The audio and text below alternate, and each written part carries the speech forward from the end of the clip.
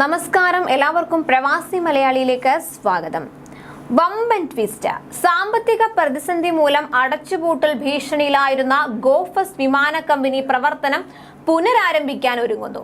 May 19 വരെ എല്ലാ സർവീസുകളും റദ്ദാക്കിയ വാർത്തയ്ക്ക് പിന്നാലെയാണ് പുതിയ റിപ്പോർട്ടുകൾ വന്നിരിക്കുന്നത്. എന്നാൽ ഈ മാസം 19 വരെയുള്ള ടിക്കറ്റ് ബുക്കിംഗും വിൽപ്പനയും നിർത്താൻ വ്യോമയാന വകുപ്പാണ് കമ്പനിയോട് ആവശ്യപ്പെട്ടത്. നാഷണൽ കമ്പനി ലോ ട്രിബ്യൂണൽ പാപ്പരത്ത ഹർജി അംഗീകരിച്ചതോടെയാണ് പ്രവർത്തനം പുനരാരംഭിക്കാൻ ഗോഫസ്റ്റ് വിമാനങ്ങൾ ഒരുങ്ങുന്നത്. NCLT-യുടെ തീരുമാനം എയർലൈന് ആശ്വാസമാണ് നൽകിയത്. വാഡിയ ഗ്രൂപ്പിന്റെ ഉടമസ്ഥതയിലുള്ള എയർലൈൻ മെയ് 24-നകം പ്രവർത്തനം പുനരാരംഭിക്കാൻ പദ്ധതിയിടുന്നതായാണ് റിപ്പോർട്ടുകൾ.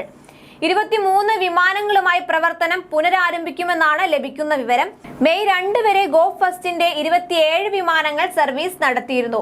എയർലൈൻ സർക്കാരുമായി ചർച്ച നടത്തിയതായാണ് റിപ്പോർട്ടുകൾ. എയർലൈനിന്റെ സസ്പെൻഡ് ചെയ്ത മാനേജ്മെന്റ് കോടതി നിയോഗിച്ച റെസല്യൂഷൻ പ്രൊഫഷണലുമായി കൂടിക്കാഴ്ച നടത്തും.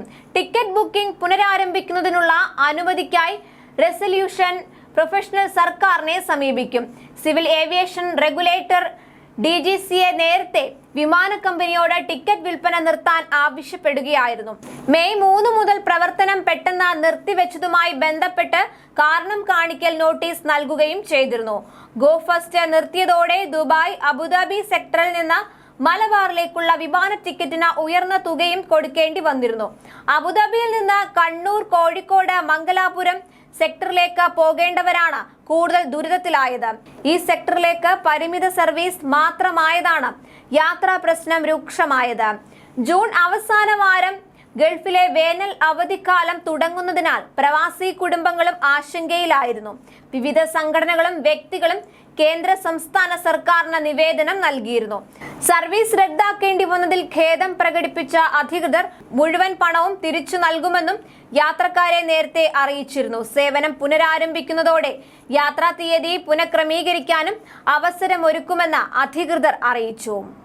ആവർത്തിച്ചുള്ള പ്രശ്നങ്ങളും പ്രാറ്റ് ആൻഡ് വിറ്റ്നി എഞ്ചിനുകളിൽ നിന്നുള്ള എഞ്ചിനുകൾ വിതരണം ചെയ്യാത്തതും കാരണം വിമാന കമ്പനിയുടെ പകുതിയിലേറെയും വിമാനങ്ങൾ നിർത്തലാക്കേണ്ടി വന്നത്.